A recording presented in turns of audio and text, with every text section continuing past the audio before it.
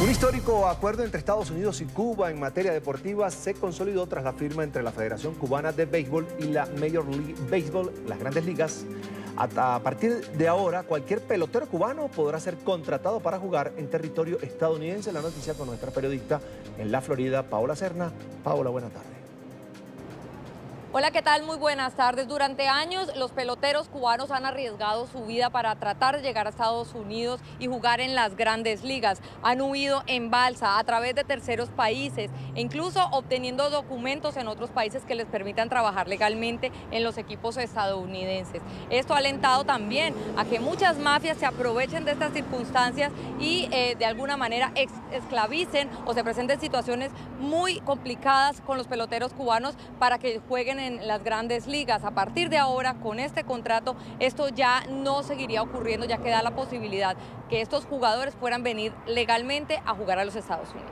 Este contrato hoy le da una vía segura, tranquila, de poder jugar en Cuba, de poder por ser contratado en cualquier equipo de grandes ligas y del área, como decía anteriormente. Y esa tasa que le decía, como le decía anteriormente, la tasa de liberación del jugador, que el club tiene que pagar a la federación por derecho de formación, no afecta en lo absoluto.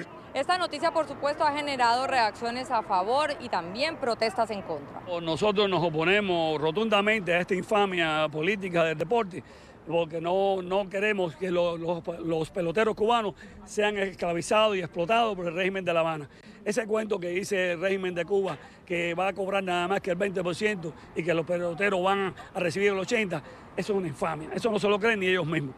Por eso es que le estamos mandando en el día de hoy, a través de la prensa, un mensaje a nuestros oficiales electos de origen cubano y al presidente Trump para que cancele ese tipo de proyectos de Cuba millonarios, porque eso comienza ahora, es por un contrato firmado por 3 años y ese va a ser el cúmulo del régimen de Cuba para buscar dinero con los peloteros cubanos. En el plano político también ha habido rechazo a esta firma o este acuerdo entre ambas ligas del béisbol. El congresista cubano-americano de Miami, Mario Díaz-Balart, ha expresado su inconformidad por el acuerdo entre ambas ligas y ha dicho también que espera que el presidente Donald Trump tome cartas en el asunto. La información desde Miami, soy Paola Serna para NTN 24. Gracias, Paola. Buena tarde. Nos acompaña Arturo López Levy, profesor asistente de Relaciones Internacionales de Gustavus Adolphus College en Minnesota y además doctor en estudios internacionales, ya lo ve en pantalla. Señor López, bienvenido nuevamente a la tarde de NTN 24. Es un gran placer estar con ustedes. ¿Qué hay detrás o qué podría haber detrás de este convenio entre la Federación de Béisbol de Cuba y la Major League Baseball? ¿Ve alguna intención política del régimen cubano del que Donald Trump de alguna manera hace caso omiso desde que llegó al poder?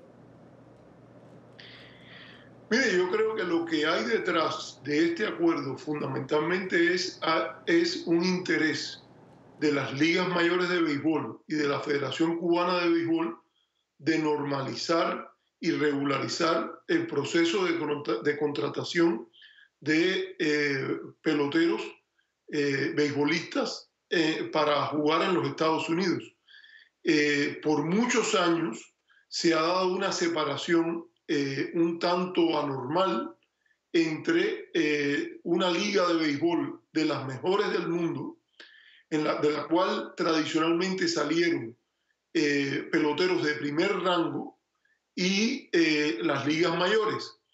Ha habido un proceso de acercamiento, empezó en los años 70, se discutió sobre estos temas por Henry Kissinger, había un cubano que había sido coach de grandes ligas, Preston Gómez, con el cual incluso tengo una familiaridad un poco algo lejana, y después con los años se realizaron algunos juegos. Ya había una situación realmente alarmante por varios peloteros cubanos que por razones lógicas, el deseo de jugar en la Liga Mayor, probarse con sus similares, habían tenido que abandonar Cuba como resultado de las regulaciones en Estados Unidos y también de las limitaciones para viajar libremente en Cuba, que los trataba como desertores.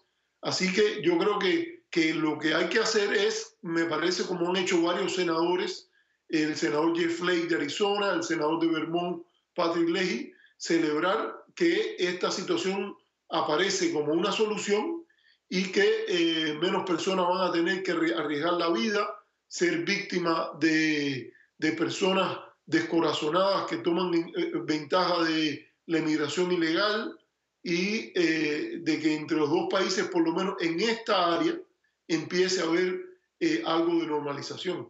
Señor López, no deja de ser un hecho de justicia que el talento cubano pueda llegar a la gran carpa, a las grandes ligas. Ahora, ¿pudiéramos esperar alguna reacción negativa, por ejemplo, del gobierno, de la Casa Blanca, del presidente Donald Trump, porque serían franquicias, en este caso, bajo ese acuerdo que anunciaba el propio presidente de la Federación Cubana de Béisbol, de un 80-20, 20% del pago irá al gobierno cubano? Eso no puede ser la discordia ya con el presidente Donald Trump, tomando en cuenta que son franquicias estadounidenses pagándole al régimen cubano. Bueno, el presidente Donald Trump, aunque él ha declarado su intención de revertir muchos de los pasos de distinción que dio la administración Obama, en algunas áreas precisamente asociadas al tema de los sectores de negocio, no ha dejado o no ha revertido licencias para algunos de esos negocios que se emitieron en la época de Obama y todavía están en vigor. Me parece que sería salirse de ese camino para específicamente castigar un área de tanto interés para el público como es el béisbol.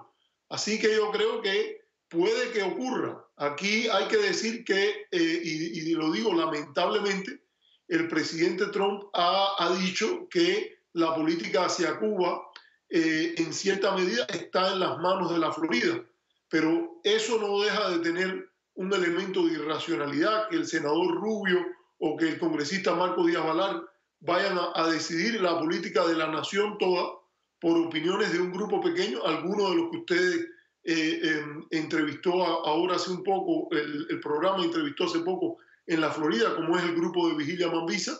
La política de los Estados Unidos en este sentido debe ser una política de la nación toda, y en este respecto hay que decir que los acuerdos entre la Federación Cubana de Béisbol y las grandes ligas siguen un estándar internacional que se ha seguido con otras ligas, como es la Liga Taiwanesa, la Liga del Japón y la Organización Coreana de Béisbol. No se está haciendo una concesión especial a Cuba, sino que está operando dentro de los marcos de la ley estadounidense e incluso de las leyes del embargo. Déjeme decirle que el pago no puede ser hecho directamente a Cuba. Un tema que yo espero que se tenga que discutir próximamente es que el pago va a ser a través de terceros, porque no hay una corresponsalía directa bancaria del gobierno cubano o de entidades cubanas, digamos la Federación Cubana de Béisbol, en un banco norteamericano para que la transferencia pueda hacerse directamente,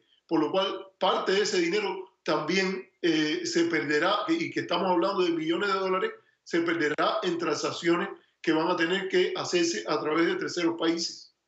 Ahora, señor López, lo que uno ve es que un tema que pudiera, como usted bien lo ha dicho, ser de alegría, de justicia para quienes se siguen el béisbol, para también la comunidad cubana, la oportunidad del talento que pueda expandirse por el mundo y llegar, por supuesto, al territorio de los Estados Unidos, se convierte en un factor de división entre la oposición cubana, entre el exilio que vive allí en Miami. Veíamos allí las protestas. ¿Podemos esperar mucho más? Mire, yo creo que en la oposición cubana hay que distinguir lo que se puede llamar la oposición leal de la oposición desleal. La oposición leal se opone al gobierno, pero es leal al país y no le desea que al país le vaya mal para que a ellos le vaya bien.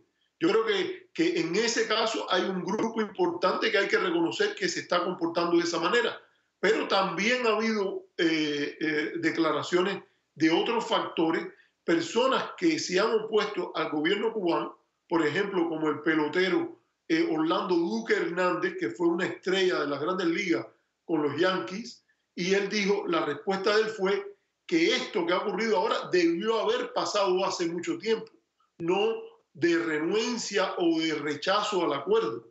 Y eso yo creo que hay que registrarlo también. como usted mismo ha dicho, hay una división, pero hay una división que yo creo que se estructura a partir de esas líneas. Espacios de oposición leal que lamentablemente el gobierno no reconoce y espacios de oposición desleal que muchas veces cuentan con el apoyo mayoritario de los congresistas cubanoamericanos y del gobierno de los Estados Unidos, que pretende que mientras más mal le vaya al país, a ellos le vaya mejor. Pero yo creo que los términos están claros.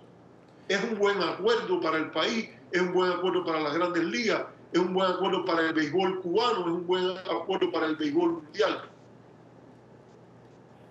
En pantalla, Arturo López Levy, profesor asistente de Relaciones Internacionales de Gustavus Adolphus College en Minnesota. Además, doctor en Estudios Internacionales. Como siempre, es un gusto conversar con usted.